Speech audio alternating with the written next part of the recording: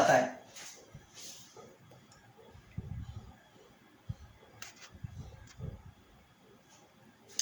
शायद, नमस्कार दोस्तों, ये वीडियो जो है वो दूसरा शुरू कर रहा हूं मैं, क्योंकि मेरे पास, मैंने कहा ना, मेरे मोबाइल में जितना स्पेस होता है दोस्तों मैं उतना वीडियो बना देता हूं।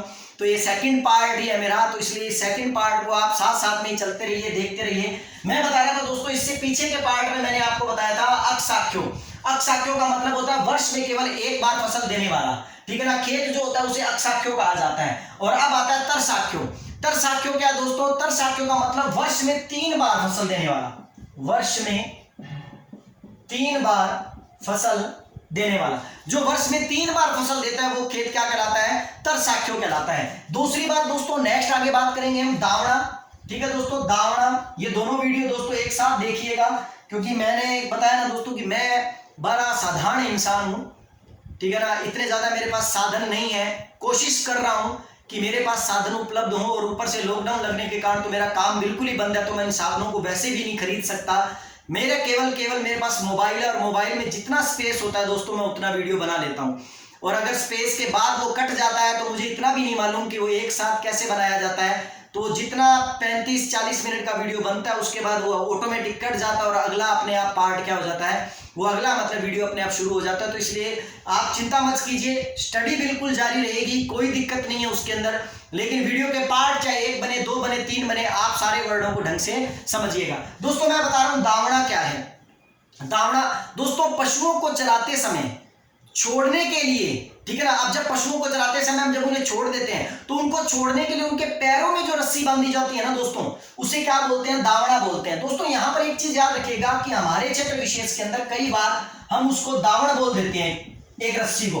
क्या दावण है? दावण, दावण का ना बैठ, अपने कई बार भाषा में बोलते हैं, शेखावाटी भाषा के अंदर, इधर आसपास के क्षेत्र में, हनुमानगढ़ गंगानगर के क्षेत्र में कई बार बोलते हैं कि दावण पर ना बैठ। दावण दोस्तों, दावणा की बात कर रहा हूं मैं, पशुओं के पैरों में बांधे जाने वाले, जो चरने के लिए छोड़ने वाले जो पशु होते हैं उनके पैरों में जो रस्सी बांधी जाती है उसे दावणा कहते हैं। लेकिन दावण क्या होता है? जो चारपाई होती है ना दोस्तों, उस चारपाई का जो पैर वाला जो हिस्सा होता है, जहां पर पैर वाले हिस्से की तरफ जो रस्सी बंधी हुई होती है, उन रस्सियों को क्या कह जाते हैं? दावण बोलते हैं उसको दोस्तों, याद रखिएगा। इसीलिए और कहते हैं कि उस दावण पर बैठना नहीं चाहिए, ऐसा तो पता नहीं क्यों कहते हैं, लेकिन इतना जरूर पता है दावण पर इसलिए भी नहीं बैठना चाहिए दोस्तों कि वहां से वो ढीली हो जाती है, और फिर उसके बाद वहां से कसना पड़ता है, तभी चारपाई क्या होती है, बड़ी अच्छी आरामदायक रहती है। तो याद रखिएगा, दावणा और दावण में थोड़ा सा अंतर है दोस्तों, ठीक है। और एक आती है ढींकड़ी।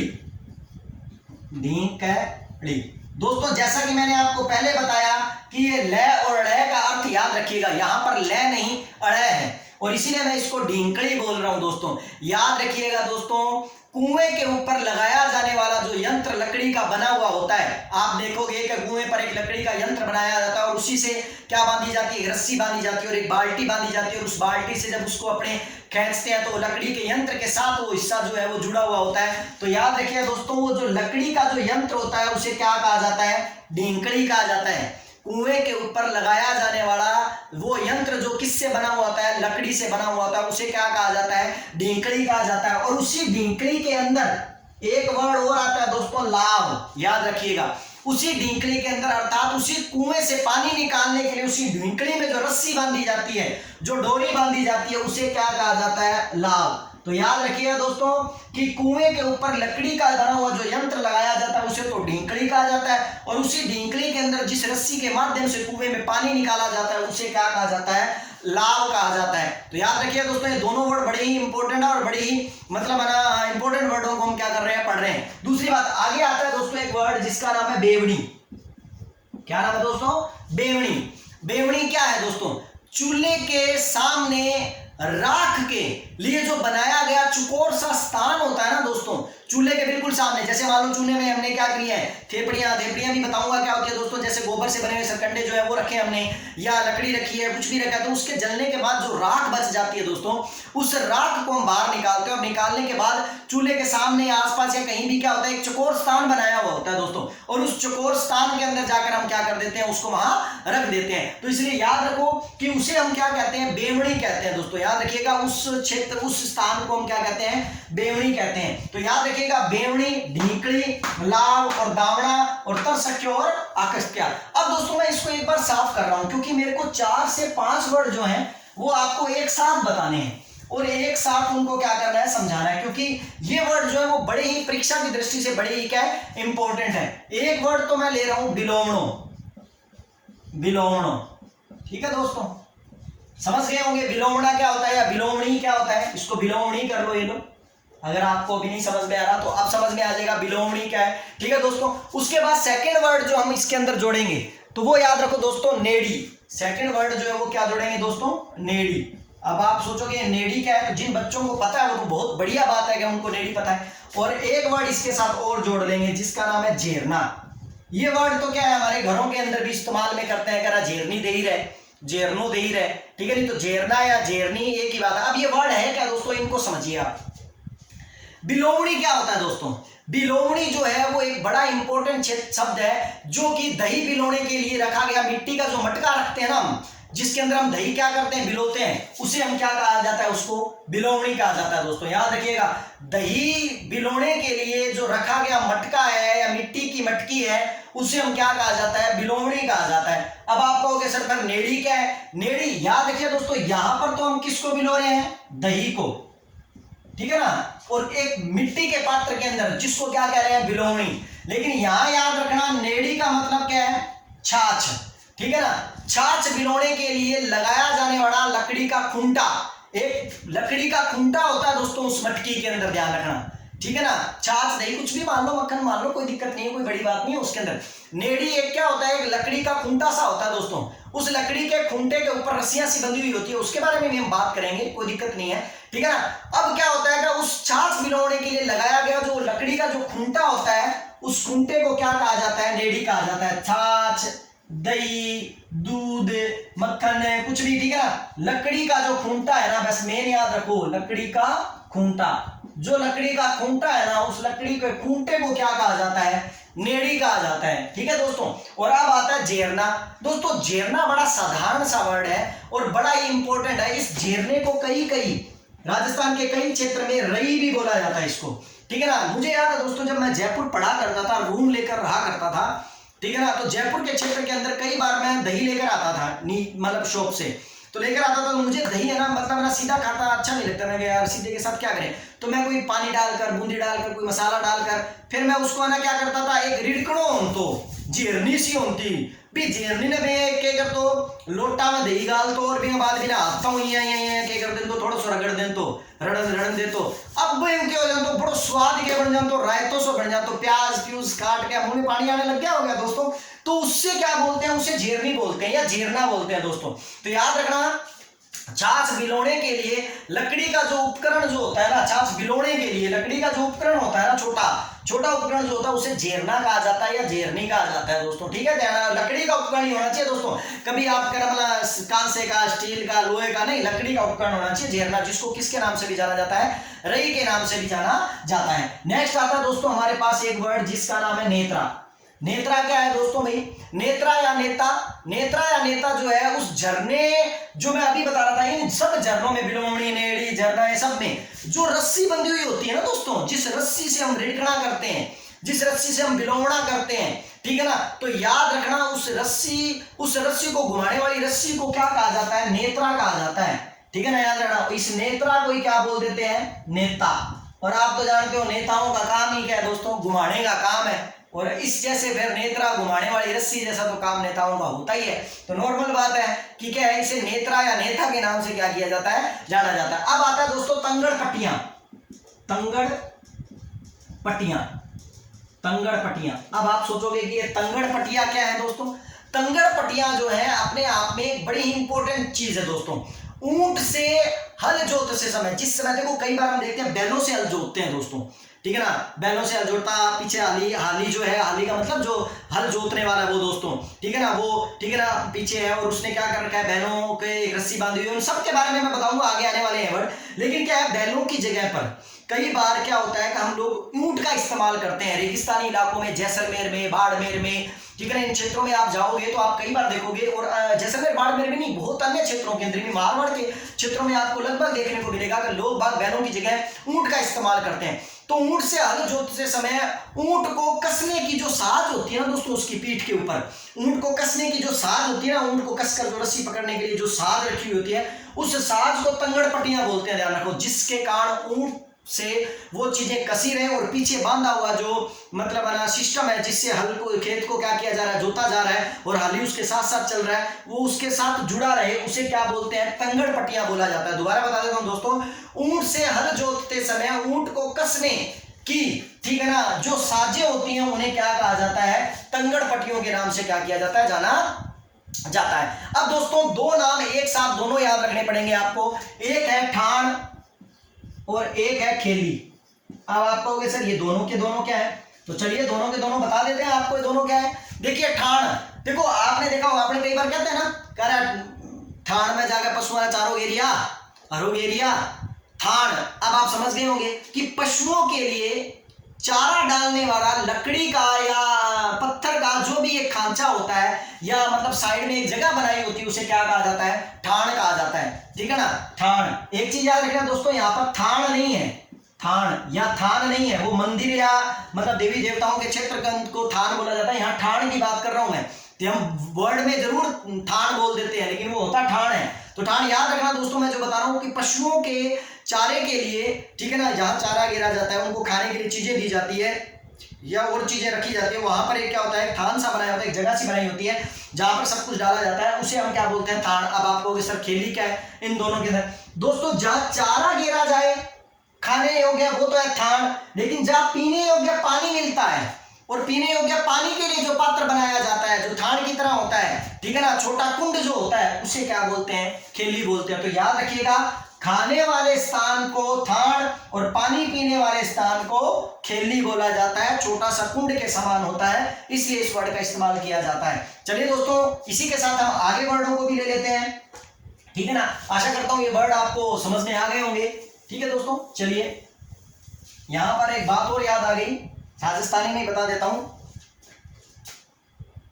जद तू मिलसी बेलिया, जद तू मिलसी बेलिया करशु मनरी बाता, जद तू मिलसी बेलिया करशु मनरी बाता, घना देशु ओढ़मा, घना देशु ओढ़मा भर भर रोशु बाथा, ठीक है ना। बाथा मतलब अपने, हाँ मतलब है ना, उसको एक प्रकार से जादू की झप्पी दे कर रहूंगा।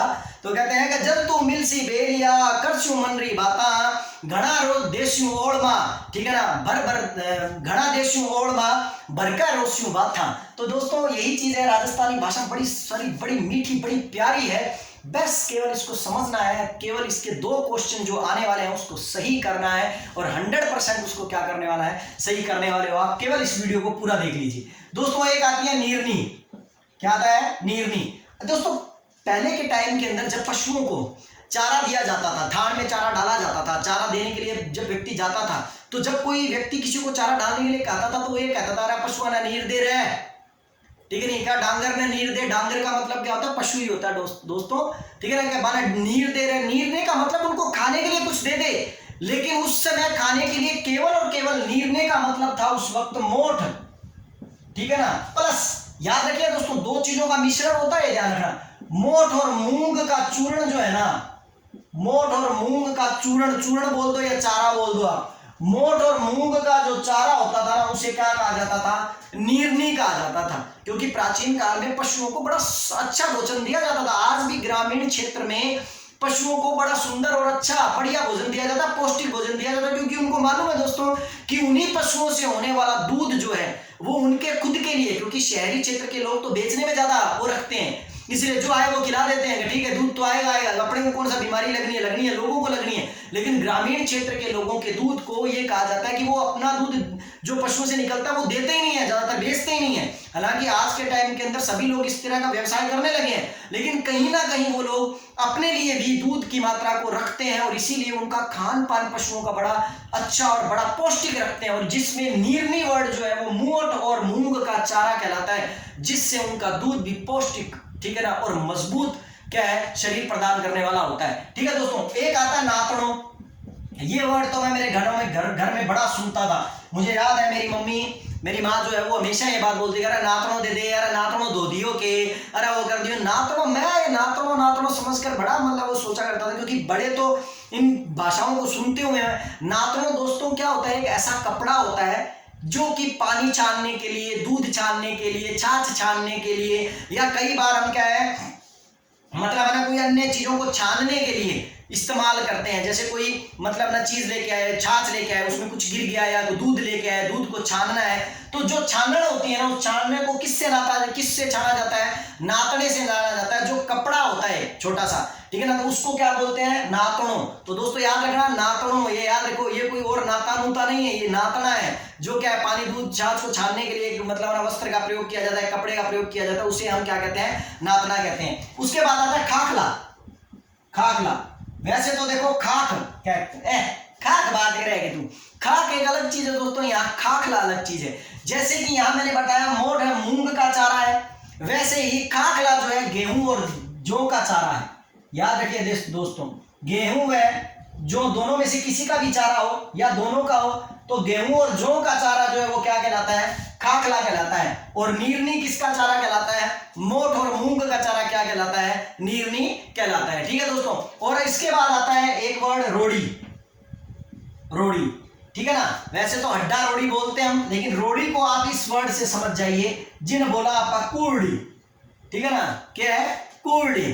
कूड़ी क्या कहना है? कूड़ी बगेरिया, ठीक है ना। क्या जब हमको हमारे पास कोई अपशिष्ट पदार्थ होते हैं जो गिरने वाले होते हैं, तो हम बोलते हैं कूड़ी बगेरिया। कूड़ी बगेरिया, कूड़ी का मतलब होता है क्या? गोबर कचरे का जो ढेर होता है या घर के अपशिष्ट पदार्थों का जो ढेर होता है, जो साइड में गली के अंदर लगाया होता है, उसे क्या बोलते हैं? कूड़ी। ठीक है नहीं, तो रोड़ी बोला मैंने या कूड़ी बोला, तो ध्यान रखिए गोबर कचरे के ढेर को क्या कहा जाता है? कूड़ी कहा जाता है। उसके बाद एक और वर्ड आता है दोस्तों, डिंडा। ठीक है, डिंडा बड़ा सुंदर वर्ड है। डिंडा खाद के लिए प्रयुक्त होता है दोस्तों। ये खाद के लिए जो प्रयुक्त सूखा गोबर होता है ना दोस्तों, उसे डिंडा कहा जाता है। सूखा गोबर, जो गोबर धूप के अंदर सुखा दिया जाता है, पशुओं का जो गोबर होता है, डिंडा। इसको आप समझिए, मैं 3-4 वर्ड लिखता हूं, आपको इससे क्या हो जाएगा? समझ में आ जाएगा। डिंडा, छाना और कारस। अब समझ में आ जाएगा दोस्तों आपके पास ये क्या है। ये तीनों वर्ड एक साथ है, डिंडा, छाना और कारस। डिंडा क्या है दोस्तों? इस छाना को आप लोग अपनी भाषा में क्या बोलते हो? थेपड़ी भी बोलते हो। ये क्या है? गंगानगर हनुमानगढ़ के साइड के अंदर यहाँ पर थेपड़ी बोली जाती है। और कई इसको बटिया या बाटियां भी बोलते हैं, ठीक है ना, बटिया भी बोला जाता है इसको, ठीक है ना। अब वो है कि आप यहां समझ गए होंगे दोस्तों। आप डिंडा जो होता है वो तो होता है खाद के लिए प्रयुक्त गोबर। छोटे छोटे आपने देखे होंगे, क्या है मतलब ना गोबर के से टाइप के टुकड़े से होते हैं, और वो क्या हो जाते हैं? सूख जाते हैं, और उसको काफी देर सुखाया जाता है। सुखाने के बाद उसको चूरा बना लिया जाता है, और चूरा बनाने के बाद उसको क्या कर दिया जाता है? खेत में खाद के रूप में उसको क्या किया जाता है? इस्तेमाल किया जाता है, उसे कहा जाता है डिंडा। अब आता है छाना। छाना को थेपड़ी या बटिया औरतों द्वारा जब क्या होता है? गोबर वो लाया जाता है, तो उस गोबर को थेप कर, ठीक है ना, अच्छी तरह पर तुड़ी ताड़ी मिला दें आप अभी अंदर, ठीक है नहीं, और उसको अच्छी तरह थेप कर, हाथों से थेप कर बनाई गई जो थेपड़ियां होती हैं, उन्हें क्या कहा जाता है? छाना। उसे छाना कहा जाता है। और अब आ गया कारस। अब आप कहोगे सर कारस क्या है? कारस क्या है? जब छाना जो होता है ना, थेपड़ियां जो होती है ना, कई बार हम बनाते हैं तो कई तो पूरी बनती है, लेकिन कई एक साथ इकट्ठी रख देते हैं, तो कई पैरों के नीचे आ गई, कोई टूट गई, कोई एक के ऊपर एक आकर टूट गई। तो उसके कारण क्या होता है? जो टूटा हुआ जो भाग होता है ना, उसका बुरादा बन जाता है। वो टूट कर क्या हो जाता है? एक प्रकार से मतलब चूरा सा बन जाता है, जिसे खाद में काम में लिया जाता है, उसे क्या कहा जाता है? कारस कहा जाता है। तो याद रखिएगा, कारस जो कि थेपड़ियों के बाद, या ये कह सकते हो कि छानों के टूट जाने के बाद जो बुरादा बनता है, उसे कारस कहा जाता है। छाना थेपड़ियां या बटियां होती हैं, जो कि महिलाएं या औरतें जो है वो अपने हाथों से उसे क्या करती हैं? थेपती हैं और दीवारों पर लगाती हैं, ठीक है ना दोस्तों। और ढींडा क्या होता है? सूखा गोबर होता है जो खाद के लिए प्रयुक्त किया जाता है। तो ये तीनों वर्ड जो दोस्तों जो है वो बड़े ही इंपॉर्टेंट वर्ड है, ठीक है दोस्तों। उसके बाद आता है अन्य वर्डों के अंदर अगर हम बात करें तो 2-3 वर्ड है। एक अर्गनी वर्ड जो है बड़ा इंपॉर्टेंट वर्ड है दोस्तों। अर्गनी समझिए आप इसको, ये क्या है? अर्गनी। अर्गनी, अर्गनी क्या है दोस्तों? अर्गनी जो है दोस्तों, कपड़े लटकाने वाली रस्सी को अर्गनी कहा जाता है। आपको याद हो तो अपने घरों के अंदर एक साइड से दूसरी साइड में एक रस्सी बांधते हैं, और उस रस्सी के ऊपर क्या करते हैं? कपड़े सुखाते हैं, ठीक है ना, तो कपड़े लटकाते हैं। तो कपड़े लटकाने वाली जो रस्सी होती है, उस रस्सी को क्या कहा जाता है? अर्गनी कहा जाता है दोस्तों, याद रखिएगा, अर्गनी, ठीक है दोस्तों। हालांकि और अपनी भाषाओं में कहने वाले लोग तो कुछ भी बोल देते हैं, लेकिन अपने इसको किसके नाम से पुकारा जाता है? अर्गनी के नाम से पुकारा जाता है। एक बार की बात है दोस्तों, मैं याद आ गया, एक वर्ड और लिख देता हूं मैं, जी मूंझणो। जी मूंझणो ओके है दोस्तों, जी मूंझणो की है। दोस्तों हुआ ये कि एक बार मैं खुद है ना क्या है क्या मतलब है ना बस में बैठा था, तो मैं जयपुर जा रहा था, तो बीच रास्ते के अंदर क्या है मुझे है ना मतलब है ना एक ग्रामीण महिलाएं आकर बैठी, तो वो पास में बैठी थी, तो कहीं उसने है ना ये वर्ड है ना मुंह से निकाला कि माई मेरा तो जी मूंझना है, जी मूंझ है। तो मैं समझ में नहीं आया जी मूंझे का मतलब क्या होता है, लेकिन बाद में मुझे जब मैं पढ़ने लगा और पढ़ने लगा समझ, तो उस वक्त भी थोड़ा समय बाद आ गया था मुझे, क्योंकि जी मूंझड़ों का मतलब क्या होता है, जी घबराना। और आप जानते हो जी घबराने के बाद क्या हाल होता है, तो आप समझदार हो दोस्तों कि कई बार हमें वर्ड है ना अपने आसपास में सुनने को मिलता है कि जी मूंझे, जी मूंझड़ों, ठीक है नहीं, तो जी मूंझड़ों का मतलब होता है जी घबराना, कि भी जी क्या कर रहा है, घबरा रहा है, ठीक है। उसके बाद एक वर्ड और आता है दोस्तों, ज्ञाभान, ज्ञाभण, ज्ञाभण। ये ज्ञाभण क्या है दोस्तों, ये ज्ञापन याद रखना दोस्तों, हमारे गांव के अंदर ये वर्ड जो है किसके लिए उपयुक्त होता है, गांव के अंदर ये वर्ड जो है भैंस गाय जो गर्भवती होती है उसके लिए उपयोग किया जाता है, और इसीलिए हम जब वो गर्भवती होती है तो हम उनको ये कहते हैं कि यह ज्ञापन है। ज्ञापन का मतलब क्या है, अभी ये क्या करने वाली है, ब्याहने वाली है। ब्याहने वाली मतलब ब्याह करने वाली नहीं है दोस्तों, ठीक है ना, ये याद रखना, मतलब वो अभी गर्भवती है और किसी बच्चे को क्या करने वाली है, जन्म देने वाली है। और इसी ज्ञापन के साथ दोस्तों एक और याद रखना, गिरबान, गिरबान, गिरेबान नहीं है दोस्तों, गिरेबान का मतलब कॉलर होता है, लेकिन यहां मैं लिख रहा हूं गिरबान। अब ये गिरबान क्या है दोस्तों, गिरबान याद रखना, ऊंट की नाक में जो लकड़ी की नाड़ फंसाई हुई होती है ना, आपने देखा होगा एक तिकोनी सी नाक के अंदर एक लकड़ी की क्या होती है, नाड़ सी डाली हुई होती है, ठीक है ना, उसको क्या कहा जाता है, गिरबान बोला जाता है। और इसी गिरबान के साथ एक वर्ड आता है नकेल। अब आप समझ गए होंगे कि ये वर्ड मैंने इसके साथ ही क्यों लिया, क्योंकि दोस्तों याद रखना, जो गिरबान होती है, ऊंट के नाक के अंदर जो लकड़ी की नाल डाली जाती है जिसे गिरबान कहा जाता है, उस गिरबान में एक रस्सी बंधी हुई होती है, और उस बंधी हुई रस्सी को क्या कहा जाता है, नकेल कहा जाता है, जिसके माध्यम से ऊंट को क्या किया जाता है, संचालित किया जाता है। जिसकी नकेल अपने हाथ में रहती है या ऊंट चालक के हाथ में रहती है उसे नकेल कहा जाता है, और गिरबान जो ऊंट के नाक के अंदर लकड़ी की नाल बांधी हुई होती है उसे क्या कहा जाता है, गिरबान कहा जाता है। ठीक है दोस्तों, एक और बड़ा इंपॉर्टेंट वर्ड है दोस्तों जो आप थोड़ा समझिए, जिस वर्ड को मैं यहां लिख देता हूं, उहाड़ो, उहाड़ो। ये क्या है दोस्तों, उहाड़ो। जिन बच्चों को ये वर्ड पता है, मैं ये मानता हूं कि उसको राजस्थानी भाषा के मतलब है ना शब्दावलियों में कहीं झंझट आने वाला ही नहीं है, क्योंकि ये वर्ड बड़ा ही इंपॉर्टेंट है। चलो मैं इसको कुछ और नाम लिखता हूं जिससे आप इसको पहचानने की कोशिश करो। कई क्षेत्रों में इसे आवड़ी भी बोलते हैं, कई क्षेत्रों में इसे वाड्रो भी बोलते हैं, ठीक है ना। अब समझ में आ गया होगा दोस्तों, अगर आपको, चलो एक और बताता हूं, कई क्षेत्रों में इसे ऊद भी बोलते हैं, ऊद। ये वर्ड जो है दोस्तों ये किसके हैं, उहाड़ो के हैं। समझ में आया दोस्तों, नहीं चलो मैं बताता हूं, अगर समझ में आया तो बहुत अच्छी बात है। उहाड़ो दोस्तों मादा पशुओं के थनों के ऊपर जो थैलीनुमा आकृति होती है ना, जो गुदगुदी थैली सी होती है ना, जिसमें हम ये मानते हैं कि उसके अंदर दूध होता है, मादा पशुओं के थनों के ऊपर जो एक थैली सी होती है मांस की लटकी हुई, उसे ही याद रखना उहाड़ो बोला जाता है। याद रखिए दोस्तों, मादा पशुओं के थनों के ऊपर जो थैली होती है, जो गुदगुदी थैली सी होती है, उसे उहाड़ो बोला जाता है, आवड़ी बोला जाता है, वार्डो या ऊद बोला जाता है, उसको ध्यान रखिएगा दोस्तों। ठीक है, चलिए दोस्तों एक और वर्ड आता है, कई बार आपने कहते हैं ना रेलम पेलम या रेलम पेल, ठीक है ना, रेलम पेल। तो रेलम पेल क्या है दोस्तों, ये नाम तो बड़ा मतलब मजेदार है, लेकिन इसका अर्थ भी बहुत मतलब ना अच्छा है। रेलम पेल का मतलब होता है मूसलाधार बारिश। समझ में आई, रेलम पेल का मतलब ये नहीं है, कई बार कहते हैं रेलम पेल मतलब चढ़ा चढ़ी में कोई मतलब बसों में चढ़ रहा है और इतनी भीड़ है, रेल पेल लगी पड़ी आ रहा है, ऐसा नहीं। रेलम पेल का मतलब है दोस्तों मूसलाधार बारिश होना। ठीक है, तो मूसलाधार बारिश को किसके नाम से जाना जाता है, रेलम पेल के नाम से जाना जाता है। चलिए दोस्तों नेक्स्ट वर्ड ले लेते हैं जल्दी जल्दी, क्योंकि मेरे वीडियो का मुझे मालूम नहीं है कि वो कब खत्म हो जाए, क्योंकि मैं आपको कई बार बता चुका हूं कि मैं अकेला हूं, वीडियो बनाता हूं, मोबाइल सामने रख देता हूं, वीडियो बनाता रहता हूं, समय का पता चलता नहीं। अगर वो अपने आप बंद हो जाए तो ठीक, और अगर मैटर खत्म हो जाए तो जाकर बंद कर लेता हूं। चलिए दोस्तों नेक्स्ट बात करेंगे बेवड़ की। बेवड़, बेवड़ क्या है, और साथ ही बात करेंगे इसके साथ ही कुड्डल की या कुंडल की, कुंडल तो नहीं कुड़ल, कुड़ल की। दोस्तों मैं थोड़ा वीडियो देख लेता हूं चल रहा है या नहीं चल रहा है, कहीं मैं ऐसे ही चला के बोल रहा हूं।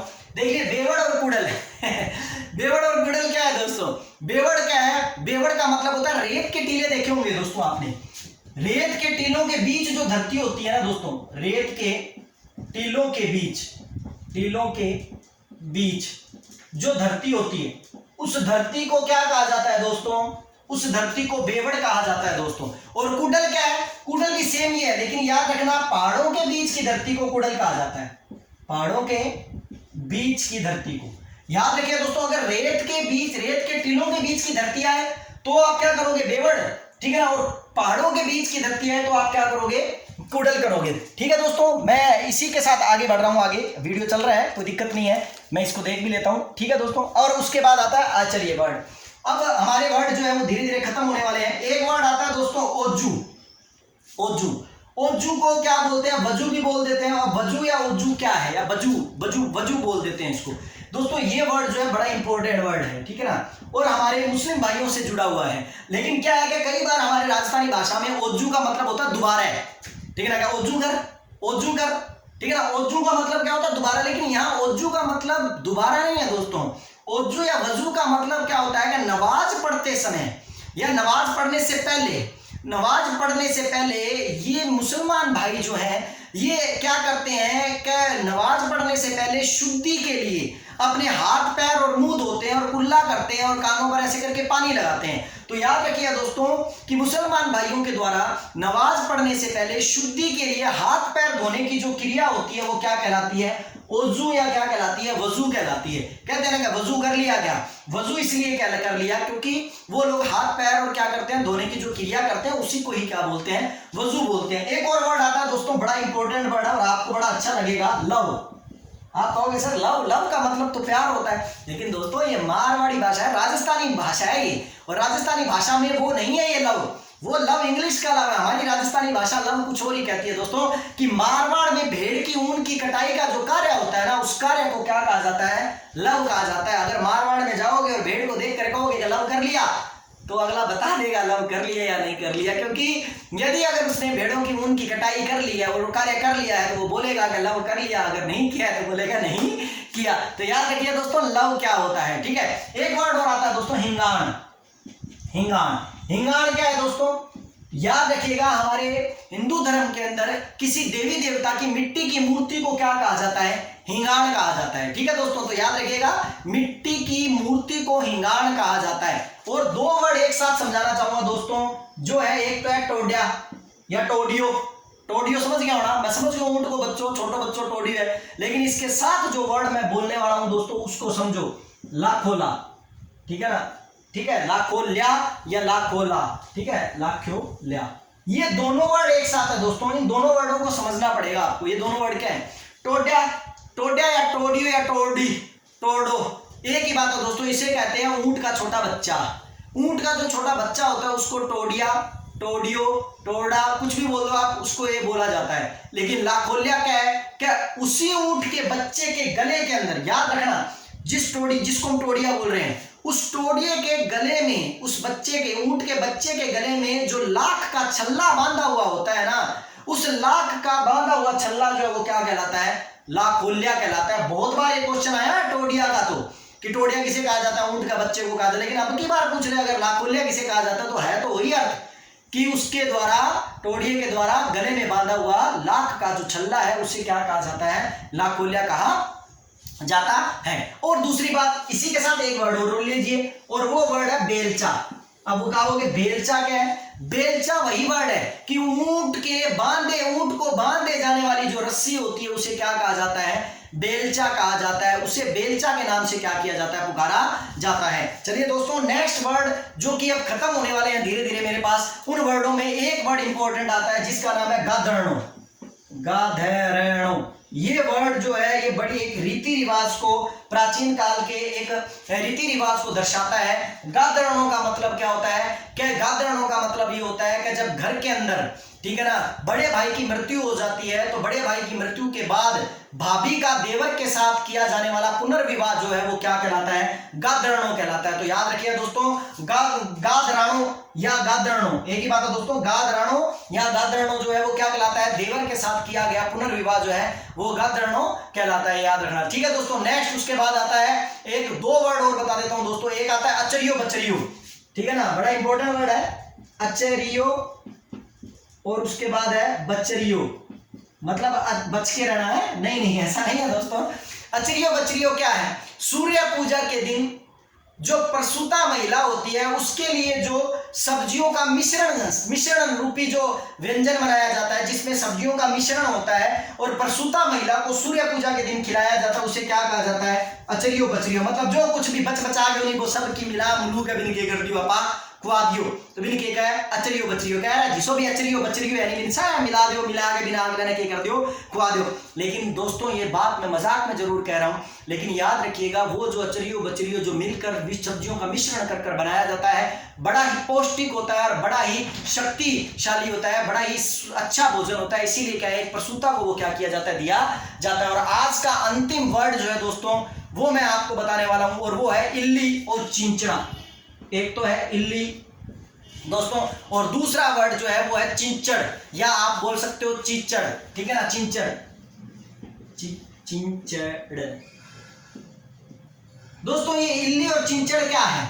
ये दोनों के दोनों एक प्रकार से एक ऐसे दो वर्ड हैं जिनके अंदर मैं आपको बता दूं कि जब क्या होता है, घर के अंदर कोई भोजन रखा हुआ होता है, जैसे आटा रखा है गेहूं का जो है, या कोई चने का आटा रखा है, चने रखे हैं, कुछ भी रखा है, इन आटों में पैदा होने वाला एक कीटाणु जो है वो क्या कहलाता है? इल्ली कहलाता है। इल्ली देखी होगी, इल्ली पड़गी और अपने उसका इस्तेमाल नहीं करते, उसको छान कर घेरने की कोशिश करते हैं, या क्या है मतलब है ना, उसको छान लेते हैं फिर इस्तेमाल करने की कोशिश करते हैं। मेरे को लगता है ऐसा नहीं होता, लेकिन हम घेर देते हैं उसको, तो इल्ली पड़ जाती है दोस्तों। और एक आता चिच्चड़ या चिंचड़।